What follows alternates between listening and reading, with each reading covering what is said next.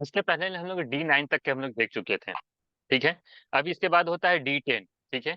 D10 से जो हम लोग देखते हैं व्यक्ति का कर्म के बारे में देखते हैं। कर्म के साथ साथ आप होल जीवन के कर्म भी देखते हैं।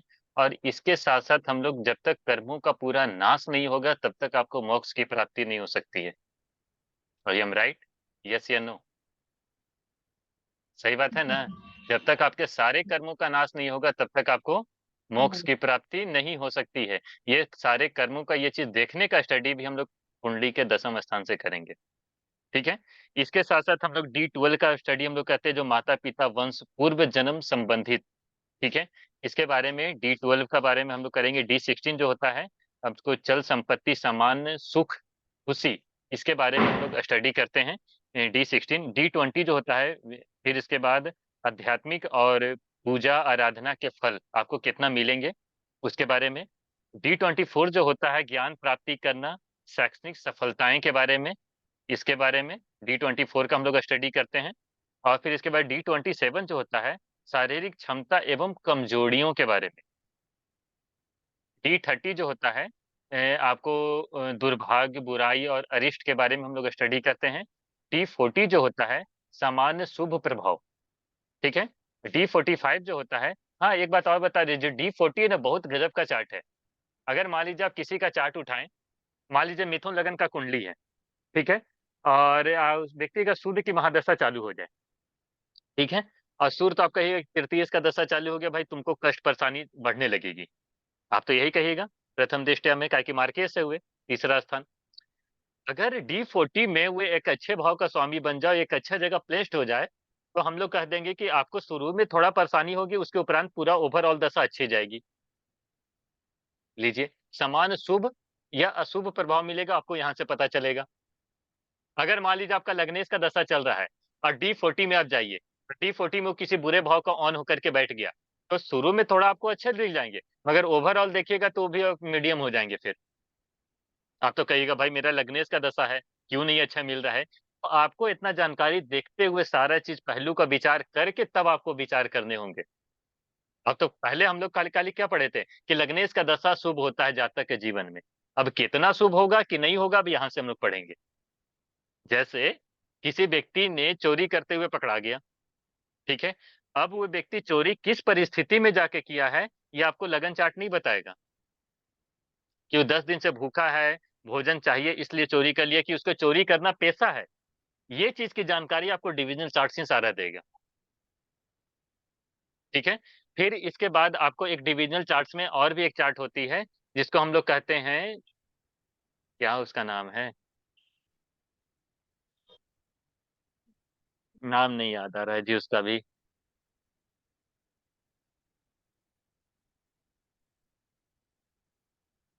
छोड़िए, इसका बाद में बताएंगे, उसका नाम अभी हमको नहीं याद आ रहा है। ठीक है। और फिर इसके बाद होता है D45। D45 मतलब सामान्य शुभ प्रभाव। ठीक है, आपका कैसा होगा। D60 समस्त प्रभाव शुभ होंगे कि अशुभ होंगे, इसका देखने के लिए हम लोग D60 का अध्ययन करेंगे। अब फिर इसको कुछ अलग अलग भी है। ठीक है। जैसे D5 होता है, जिसको आध्यात्मिक आपका झुकाव कितना होगा जीवन काल में, पूर्व आपके पुण्य कितने हैं, इसके लिए D5 का हम लोग स्टडी करेंगे। और D6 का हम लोग कहते हैं बीमारी ऋण विवाद ये सब चीज का स्टडी करने के लिए। और फिर इसके बाद D8 जो होता है हम लोग करेंगे आयु और दुर्घटना को लेकर के। ठीक है।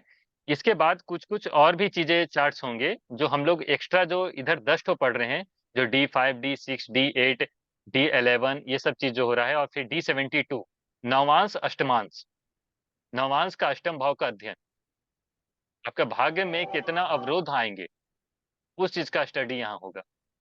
देखिए अष्टम भाव उसका चीज का नाश को, तो भाग्य का नाश क्या करेगा आखिर आपका, कौन होगा जो आपका भाग्य का नाश करने वाला होगा। हम लोग कहते हैं ना मेरा भाग्य को खराब कर रहा है, क्या हमारे कर्म है, कौन से कर्म हमारे भाग्य को खराब करेंगे, तो उसका हम लोग स्टडी करेंगे ये D72 में। फिर D91 है नवांश का नवम भाव, जो आपका भाग्य को और कौन उन्नति देगा, जो D91 के बारे में होगा। ठीक है। फिर D108 हो जो होता है, ठीक है, द्वादशांश मतलब द्वादश का भी द्वादश भाव, मतलब आपका न मतलब भाग्य क्या व्यय, हम कहाँ अपना बुराई करेंगे, भाग्य का बर्बाद करेंगे, कि जहां हम उसको प्रयोग नहीं कर पा रहे हैं जीवन काल में, तो उसका। ठीक है। फिर उसके बाद D150 होता है और D300 होता है नाड़ियांश। ठीक है, ये सब सारा चीज हो गया। इसके बाद का जो होता है, ये हम लोग 16, ये जो डिविजनल चार्ट्स हुए और प्लस इधर 10, तो 16 10 26। इसके साथ साथ हम आपको बता रहे हैं, इन 16 वर्गों को पराशरी जी ने 4 समूहों में विभाजित किया है। ये हम लोग 16 जो डिविजनल चार्ट्स थे, सिर्फ 16, और बाकी के जो अलग से जो हमने आपको 10 बताया, जो D5 D6 D8 D11, ये सब चीज उतना स्टडी नहीं करने, फिर भी हम आपको एक मोटा मोटी बता देंगे। है कि पता है, नवांश का पांचवा भाग एक होता है, नवांश का पंचम नवांश, ठीक है, चतुर्थ नवांश, तृतीय नवांश, पंचम नवांश, षष्ठ नवांश, अष्टम नवांश। अगर पंचम नवांश में कोई ग्रह चल गया ना, हम लोग उसको कहते हैं राजयोग कारक ग्रह है। अब आपको जानकारी होगी तो बताइएगा। आप तो नॉर्मल दशा देखें, मान लीजिए आपने देख दिया कि भाई तुम्हारा छठे भाव का स्वामी का दशा आ गया, तो आप तो कहिएगा कि भाई तुमको कष्ट पीड़ा परेशानी ये सब चीज है। अगर वो कहीं गलती से पंचम नवांश में ग्रह चल गया, परेशानी तो थोड़ा बहुत देगा, मगर जीवन काल में सफलताएं उस दशा राजयोग के जैसा होके जाएगी। सिर्फ एक पहलू को देख करके कभी भी पूरा विवेचना मत कीजिएगा, ये गलती कभी मत कीजिएगा। कि पता है, हम आपको एक बात बता रहे हैं, आज के समय में जो पहले के जो लोग होते थे, जो अच्छे खासे जो पढ़े लिखे होते थे, वो तो कहीं अच्छे जगह होकर के निकल लिए। जो थोड़ा कम पढ़े हैं, जो प्राइवेट सेक्टर्स में चाहे कहीं भी जाकर के निकल लिए, ठीक है। और जो कुछ नहीं पढ़े हैं, जो 5वीं पढ़े हैं 8वीं पढ़े हैं, जिनको आप कह तो रहे ग्रेजुएट भी कर लीजिए, उनको एप्लीकेशन लिखने ठीक से नहीं आता है, वो लोग तो जीवन यापन करने के लिए कुछ ना कुछ तो करेंगे ना। तो वे जो जीवन यापन करने के लिए क्या है, वैसे मान लीजिए कुछ लोग व्यक्ति जो हैं, ब्राह्मण हैं चाहे कोई भी हैं, उन्होंने कहीं से स्टडी कर लेते हैं, ठीक है, दो चार बातों को, ये सब चीजें, दो चार किताबें पढ़ लेते हैं, और दो चार किताबें पढ़ करके हमारे भाग्य का अवलोकन करने के लिए बैठ जाते हैं। दो चार किताबों पढ़ करके आप किसी का भाग्य का अवलोकन नहीं कर सकते हैं। जो व्यक्ति खुद के अपने भाग्य का अवलोकन नहीं कर सकता, दूसरे के भाग्य का अवलोकन क्या करेगा? ठीक है, समझ गए? इसलिए हर एक पहलू को हम लोग को जज करना है, तब जाकर के एक आप फलित का कर आइएगा। उसके बिना आपको फलित नहीं करनी है। ठीक है, हम इतना स्टडी क्यों चाहते, तो खाली लगन चाट का दो चार 10 बातें पढ़ा करके 6 महीना में कोर्स खत्म कर देते हैं, जाइए। हम 5 ही बच्चा पढ़ाएंगे, मगर निकलिएगा तो कुछ लगेगा कहीं। है कि नहीं? कि हाँ, ये नहीं कि हाँ हमने ये सब नाम नहीं सुना है कभी। अब मान लीजिए कोई व्यक्ति आप थोड़ा अच्छे लेवल पर आता, कि भाई आपने D5 पढ़े हैं, आप तो बोलते भाई हम तो आज तक कभी नाम नहीं सुने हैं। तो आप तो बोलते कि सामने वाला ने हमको ठग लिया। है कि नहीं? तो उन्होंने कुछ हमको पढ़ाया नहीं। जब पढ़ने पर उतरिए तो पढ़ने के लिए बहुत सारी चीजें हैं। हम अपने तरफ से जितने कोशिश करते हैं कि हाँ सामने वाले को उतना हद तक जानकारी हो जाए, नहीं हो तो कम से कम इंट्रोड्यूस तो हो जाए। इंट्रोड्यूस तो कम से कम रहे कि हाँ ये भी नाम होता है। हाँ, दो ही बात जानेंगे, मगर हाँ जानेंगे उसके बारे में। ये नहीं कि कोई हमको बेवकूफ बना करके चला दे। ठीक है, ठीक उसी प्रकार से मेडिकल स्टोर वाला दवाई दे दे और दवाई से बीमारी ठीक हो जाए, तो लोग डॉक्टर बेकार का ना MBBS का पढ़ाई करता है। आए, पड़ रहा है। हम लोग बुखार होता है, डॉक्टर को कहते हैं, मतलब मेडिकल स्टोर को भाई कोई दवाई दे दो ठीक हो जाए बुखार, और दवाई खाकर बीमारी ठीक हो जाए, तो लोग बेकार के ना करोड़ रुपया 50 लाख लगा लगा के MBBS का पढ़ाई कर रहे हैं। तो हम बेकार थे ना इतना सारा किताब लेकर चालीस के और लाख ये सब चीजें। हम्म 40 लाख खर्चा हुआ है। मेरा चचेरा भाई पढ़ाए अपना बेटा को US में। हम्म तो वही चीज है ना, अब लोग उससे भी चालीस ज्यादा ज्यादा चालीस खर्चा लाख करते हैं डॉक्टरी का, तो खर्चा यही करते सब हैं। चीजें है हाँ ना। हाँ। तो अब आगे हम लोग चलते हैं कि इन चारों समूहों में हम लोग को विभाजित करना है, जो 16 डिविजनल चार्ट्स हैं इसको। पराशर जी ने सभी 16 वर्ग का प्रयोग करने के लिए कहा है। बिना 16 वर्ग को प्रयोग करके आप किसी भी व्यक्ति का फलित न करें। ज्यादा से ज्यादा जितना हो सके आप कम से कम स्टडी करें, ठीक है। और इनको षोडश वर्ग का नाम दिया गया है, और सभी कुंडली का विश्लेषण करने के विवरण के लिए कम से कम 6 वर्गों का प्रयोग करना एकदम अनिवार्य है। 16 में से 6 का प्रयोग करना एकदम नेसेसरी है, एकदम। मतलब आप इससे बच नहीं सकते, इस 6 का प्रयोग करना ही करना है। आते हैं कौन कौन। 4 समूह को विभाजित करने वाले उनके बल को चार्ट के रूप में वर्ग कुंडली के आधार पर इनके समूह में दिखाए देते हैं, ठीक है। इन्हें 20 अंक द्वारा इन्हें आधार दिया गया है, मतलब पूरा को लेकर के 20 अंक हम आपको मार्क्स देंगे। ठीक है, जिसको हम लोग बिन सोपक बल कहते हैं। धीरे धीरे आगे चलिएगा तो एक नए नए आपको इसमें टर्म आएंगे जिसको हम लोग कहते हैं बिन सोपक बल, मतलब ग्रह के 20 प्रकार के बल हैं। ठीक है, जैसे मान लीजिए हम लोग षडवर्ग होता है, अष्टवर्ग, षडवर्ग होता है ना, षडवर्ग हम लोग देखते हैं ना ग्रह का, हाँ भावबल हाँ और षडबल। हाँ हाँ हाँ तो वही यही षडवर्ग है हाँ। यहाँ से, जो हम लोग कहते हैं ना ग्रह को 5 अंक मिले हैं कि 6 अंक मिले हैं। थोड़ा सा आगे अगर एस्ट्रो सेज में बढ़िएगा तो उसमें ये चीजें दिया रहता है, और उसके नीचे भाव बल दिए रहते हैं, मतलब प्रत्येक भाव को कितना बल है। ठीक है, अब हम आपको एक चीज बता रहे हैं, यहाँ जो D1 कुंडली है उसको बिनसोपक बल में 6 बिंदु मिलते हैं किसी भी ग्रह को, अगर अच्छा हुआ तो 6 बल। ठीक है, अब फिर मान लीजिए, फिर इसके बाद D2 में जिसको होरा कहते हैं उसमें 2 अंक इसको मिलते हैं। ठीक है, D3 जो दिष्टकान होते हैं उसमें 4 बिंदु मिलते हैं किसी भी ग्रह को। ठीक है, और फिर उसके बाद D9 जो नवांश उसमें 5 बिंदु मिलते हैं। D12 है दो, जो इसको दशांश कहते हैं, उसको 2 बिंदु मिलते हैं। और D30 में 1 बिंदु मिलते हैं, अच्छा हुआ तो 1, नहीं है तो 0। इस तरह से करके इसको मिलते हैं।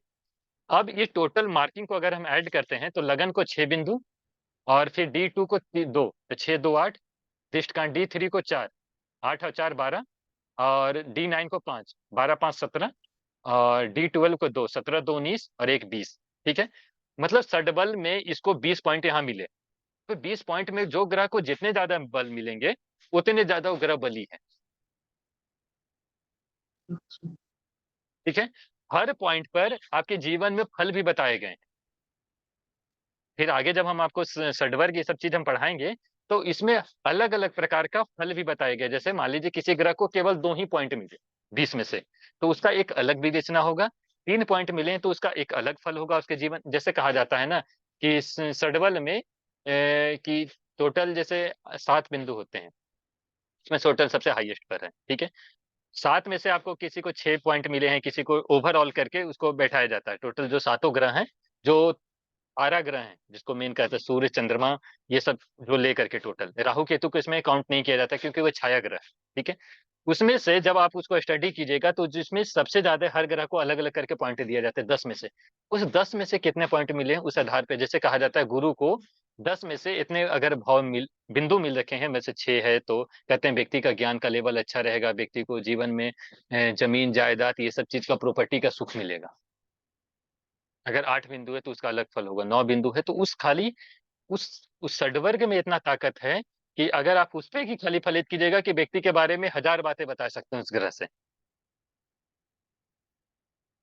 ठीक है, पर मगर हम लोग उतना देखते नहीं है। कितना आप देखिएगा, देखते देखते बहुत टाइम लगता है। किसी भी एक चार्ट को अगर अच्छे से स्टडी कीजिएगा ना तो बहुत टाइम लगता है, पर मगर जितना हो सके अपने तरफ से पूरा चीज आप देख करके बता सकते हैं। एक ओवरऑल करके आप चार्ट बता सकते हैं, भाई आपका जीवन इस तरह का चीज है। जब एकदम माइक्रो पॉइंट पर बात करनी है तो फिर आपको फिर माइक्रो उतना स्टडी भी करना पड़ेगा। ठीक है, अब आगे यहाँ पे चलते हैं। फिर इसके ये हुआ पहला भाग जिसको हम लोग षडवर्ग में इसको बांटेंगे। ठीक है, दूसरा सप्तवर्ग है, मतलब 7 प्रकार की कुंडली, जिसमें D1 को यूज करते हैं, D2 D3 D7 D9 D12 और D30। D1 को इसमें 5 बिंदु दिए हैं, पहले हमने 6 बिंदु दिया था, अब इसमें हम लोग 5 बिंदु दिए। D2 को हमने 2 बिंदु देंगे, D3 को भी 3 बिंदु, D7 को 2.5 बिंदु, D9 को 4.5, और D12 को 2, और फिर D30 को 1 बिंदु। ऐसे ऐसे करके अब इसमें भी 20 पॉइंट्स मिलेंगे। फिर 10 10 वर्ग होता है। ठीक है, 10 प्रकार के वर्गों का समूह को, जिसमें कौन, D1 को, D2 को, D3 D7 D9 D10 D12 D16 D30 और D60 को प्रयोग करके हम लोग फलित करेंगे। तो इसमें भी बिनसोपक में करीबन हर ग्रह को अलग अलग पॉइंट दिया गया है। अब डी 16, पूरा D16 जो 16 का 16 जो वर्ग है, षोडश वर्ग पूरा को यूज करके, और इसको हम लोग 20 पॉइंट में कन्वर्ट करेंगे। तो इसमें पता है D1 को 3.5 बिंदु दिया गया है। अगर D1 में कोई ग्रह अगर अच्छा है तो उसको 3.5 पॉइंट हम उसको देंगे। ठीक है, जैसे जो हमने कंडीशन रखा है D1 में ऐसा होना चाहिए प्लैनेट, तो हम उसको 3.5 बिंदु दे देंगे। तो वैसे करके पूरा ग्रह को बिन सोपक बल में बल निकाला जाता है कि आपको 20 प्रकार के बल में से कितने बल आपको प्राप्त हैं। उस बल के आधार पर ग्रह का ताकत को, स्ट्रेंथ को आप जानते हैं। जो ग्रह कभी उच्च और नीच का होता है ना, नीच के ग्रह भी इतने अच्छे फल देते हैं कि उच्च के ग्रह उतना फल नहीं दे सकते हैं। हम लोग का एक स्पेशल चैप्टर था कि नीच के ग्रह उच्च से भी अच्छे फल देते हैं, वे कैसे, सो हम आपको बताएंगे कभी। आपका तो कहे नहीं कि नीच का बृहस्पति, हम कहेंगे नीच का बृहस्पति होना बहुत अच्छा है। ठीक जिस है। तरह से मेरा बेटा के नीच के सूर्य है हाँ 12वें घर में। हाँ, तो उसको फिर देखना हाँ पड़ेगा होता है। बिनशोफक बल ये सब चीज में उसको कितना बिंदु मिल रखा है, तब जाकर के आप उसको कह। हम्म, देखिए नीच का सूर्य हर एक केस में अलग अलग फल देगा। बिल गेट्स का भी नीच का सूर्य है, तो क्या आपका बेटा बिल गेट्स के फिर पहुंच जाएगा? वो नहीं। सबसे दुनिया का धनाढ़ व्यक्ति में आता है। ये चीजें हैं, तो नीच का सूर्य वैसे मेरा भी नीच का सूर्य है। तो आप नीच का सूर्य फिर हमको अब क्या कहिएगा? अब देखिए दोनों का अलग अलग है, मेरा भी नीच का बृहस्पति है, नीच का सूर्य है, चंद्रमा भी अमावस्या के रात का, टोटल के टोटल ग्रह मेरे कमजोर हैं। अब बताइए। हाँ, पर मगर कमजोर सब ग्रह को बल अच्छा मिल रखा है। आपको प्रथम अच्छा। दृष्टया में हम खराब लग रहे हैं, पर मगर अंदर से जिसको कहते हैं इम्यून इम्यून सिस्टम व्यक्ति का स्ट्रांग है, वो तुरंत फील्ड में आ जाएगा, फिर से वापस रिकवरी कर लेगा तुरंत भर में। हमने कुछ दिन इसका उपाय किया सबको लेकर के, मेरा सारे प्लैनेट्स पॉइंट्स पर आ गए इस पे। हाँ, पर मगर कर्मों का ब्लूप्रिंट आप नहीं बदल सकते हैं। कुछ कुछ चीजें हैं, आपको फिर बहुत अथक प्रयास करके आप चीजों को बदला जा सकता है, पर मगर उसमें भी प्रभु इच्छा कि वो सामने वाले को आप कितना देते हैं, वो देना चाहते हैं, उस पर भी फिर चीजें डिपेंड करती हैं। आप सिर्फ अपना भक्ति भाव करके प्रभु के चरणों में समर्पित कर दीजिए कि मेरा ये पश्चाताप है। हम अपने कर्मों का पश्चाताप करें, हमने पहले अपनी गलतियां की हैं, उसके रूप में हम आपको सुधार कर रहे हैं।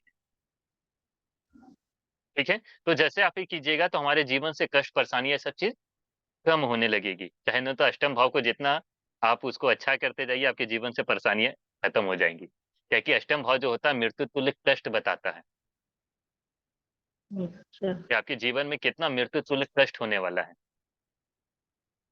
हमको पूजा दी ने इसको हमको बताया था, बहुत अच्छा सा इसमें बात बताया कि अष्टम भाव को तुम जितना अच्छा रखोगे, उतना जीवन में परेशानी का लेवल तुम्हारा कम रहेगा। हमने कुछ दिन पहले उनके कारण से कम कहिए तो मेरा 10-15 हजार से ऊपर से लॉस होता, प्लस कितना परेशानी होता सो अलग कहिए। उनके कारण से हमको ये चीज हमको सेव हो गए। कहिए कि मेरा नीच का बृहस्पति होते हुए भी बहुत अच्छा फल दे रहा है, और हमको जीवन में गुरु बहुत अच्छे अच्छे मिले, और भी टॉप लेवल पर मिले। एक अच्छे अच्छे एकदम गुरु मिलना, और बहुत एक अच्छे लेवल जिसको सब कहिए ना कि हाथ पकड़ करके चलना, जितना जीवन में हम गलतियां करते थे और इस सब चीज को पकड़ के, हाथ पकड़ के उसको सुधार करना। जैसे हम लोग कोई बच्चा गलत लिख देता है ना, तो उसको हाथ पकड़ के उसको लिखाया जाता है ना, तो सही धर के सब उन्होंने ठीक किया। मतलब ऐसे ऐसे सारे हमको गुरु का लेवल मिले। तो ये भी चीज कहता है कि खाली आप नीच का, आप तो कहिएगा कि आपका नीच का बृहस्पति है तो आपको जीवन में अच्छे गुरु नहीं मिलेंगे, ये चीजें तो सिर्फ एक पॉइंट को देख करके कभी भी आप विवेचना नहीं कीजिएगा। तो इस तरह का चीज है, पता है नीच का ग्रह होते हुए हो सके तो बहुत प्रबल राजयोग भी दे सकता है, आप इसकी कल्पना से परे हैं। उच्च का ग्रह होना, इसका मतलब ये चीज है कि उसमें स्ट्रेंथ सिर्फ ज्यादा है।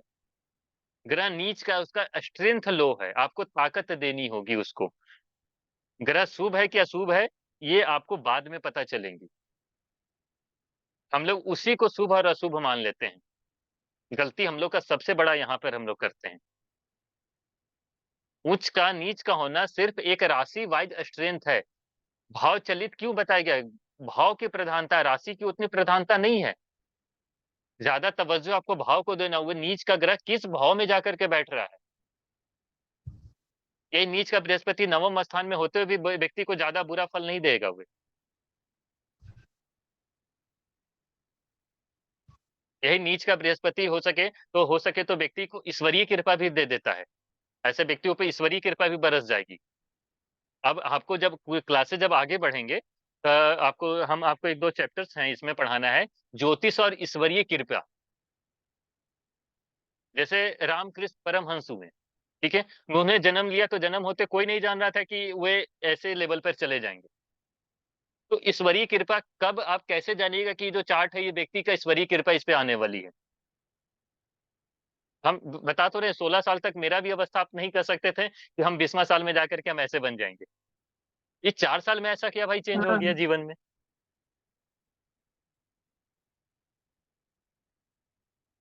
16 साल तक अगर आप मेरे घर वाले से अगर पूछेंगे तो किसी को कोई पता नहीं था कि हम 20वां साल जाते जाते हम इस लेवल ऐसे पहुंच टच करेंगे। किसी को कोई पता नहीं था। तो ये जो होती है, ये आप कैसे जानिएगा कि व्यक्ति पे ईश्वरीय कृपा बरस जाएगी? कि व्यक्ति जीवन में किस लेवल को अटेंड करेगा। ये सब चीजें होगी, हम आपको आगे इस क्लासेज में हम आपको बताएंगे कि जातक को ईश्वरीय कृपा कब मिलती है। ठीक है। फिर ऐसा ही करके हम आपको ये जो ये सब सारा चीजें हो गई। फिर आपको बिनसोपक बल भी आपको इसमें स्टडी करने को मिलता है, और भी बहुत सारे चीजें हैं। तो ये हुआ आपको डिविजनल चार्ट्स। डिविजनल चार्ट्स आप जब, अब हम इसके बाद बता रहे हैं, आपके पास एस्ट्रोसेज ऐप है ना। एस्ट्रोसेज ऐप में जो दशा होती है उसके नीचे षोडश वर्ग है। 16 जो कुंडलियां हैं ना, सारे के सारे उसमें दे रखी हैं।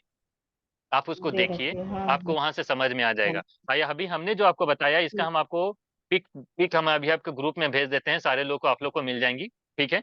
और सारे लोग इसको स्टडी कर लीजिएगा अच्छे तरीके से। ठीक है। एक ठीक चीज और हम, एक चीज पहले ठीक। आप, आज का क्लास को हम आपसे पूछना चाहते हैं। हमने लास्ट 2-3 क्लासेस पहले बोला था कि पंचांग के ऊपर आप लोग को लिख के लाना है, पर क्लास का पंचांग। आप लोग का अभी तक कुछ नहीं आया। हाँ हाँ इधर तो थोड़ा हम बिजी हो गए थे। ये बिजी होने से क्लासेस थोड़ी ना और चलती हैं। लगता है कि अभी नहीं, तो घर में कुछ गेस्ट लोग आ गए थे, तो इसके चलते हम बहुत परेशान, उधर 1 सप्ताह 10 दिन बहुत हो गए थे। अब थोड़ा सा अच्छा ठीक मतलब है, उस कि पंचांग सही लिखना हुए चालू कीजिए। तो घर पंचांग में। बहुत इंपॉर्टेंट है आपको। आप लोग पंचांग को हाँ नेग्लेक्ट हाँ करके चल रहे हैं, पूरा कुंडली का आधार है पंचांग। पंचांग जो होती है कुंडली का सुनिए ना, इंटेंसिटी बताती। लगता है कि अभी 15-20 दिन बाद ही हो सकता है, है पंचांग लिखने में दीपावली के इतना क्या बाद। है। चलिए ठीक है। नहीं, जैसे काम, इधर काम मतलब कि, हाँ, दीपावली जो आता है तो सबके दिन सब लोग, हम लोग घर के लेडीज लोग हम्म। बहुत परेशान हो जाते हैं। अच्छा अभी ठीक है। से जो शुरू हुआ दुर्गा पूजा से हम्म। अब इसके बाद जो अगले दीपावली के बाद क्लासेस ही जो समाप्त होंगे, होगा। अब जो हम आपको हाँ। आगे का क्लासेस का डिटेल दे देते हैं, जो आगे आप लोग के लिए जो क्लासेस होंगी, उस क्लासेस में आपको 1 मिनट रुक जाइए।